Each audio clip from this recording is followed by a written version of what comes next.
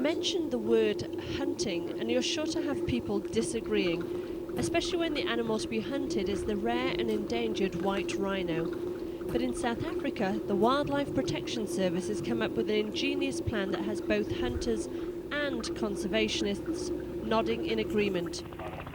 Green hunts have been introduced to help scientists in a new rhino DNA fingerprinting program.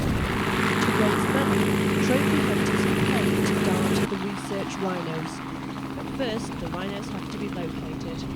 We are busy with the management action of darting all rhino, putting microchips in them, but that's a very costly exercise.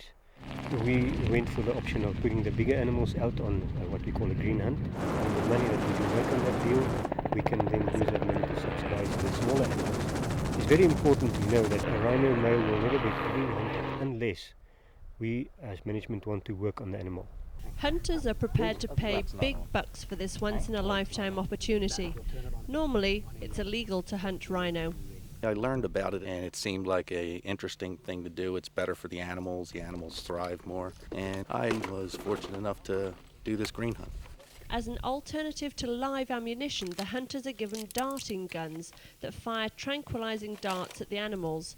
All procedures are strictly monitored by qualified wildlife managers.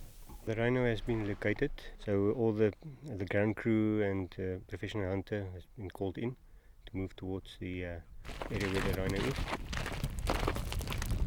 The DNA project determines the parents of each rhino, making the problem of inbreeding among this small population an easier task to manage. The samples we collect while the animal is down is DNA. From a management point of view, we can use that information to make sure that our genetic diversity on the population is still fine. And if we do have to reduce the population, we can make a proper decision on which males we rather sell and which we rather keep.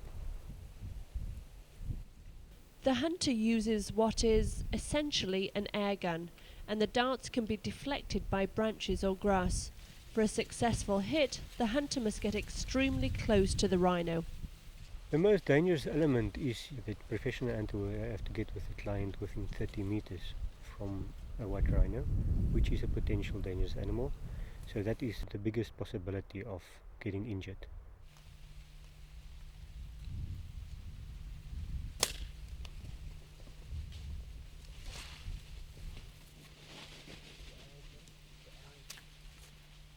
Once the rhino has been darted, the hunters immediately alert the support team. The animal has been darted. The hunter is monitoring us now, informing us of what's going on. When an animal is darted, there is always a risk of it going into cardiac arrest or suffocating. Speed and an experienced ground crew are essential. We always try to minimize that risk, and that's why we've got the helicopter and standby only for the purpose of locating the animal after it's been darted.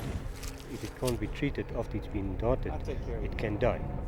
Working against the clock, the ground crew collect blood and DNA samples, all the while trying to keep the rhino as comfortable as possible, mindful that it might wake up any second. The wildlife managers also use this opportunity to insert a microchip into the rhino's horn. This locating device has been proven to be an effective way to stop poachers killing the rhinos for their horns.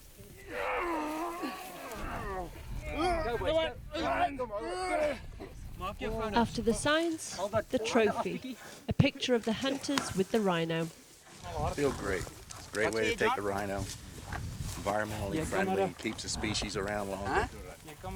Great experience. Recommend it to anybody. After the photo op, an antidote is given and everyone beats a hasty retreat. The rhino wakes several minutes later, none the wiser. At the end of the day, everyone is happy. The conservationists, the hunters, and especially the rhino.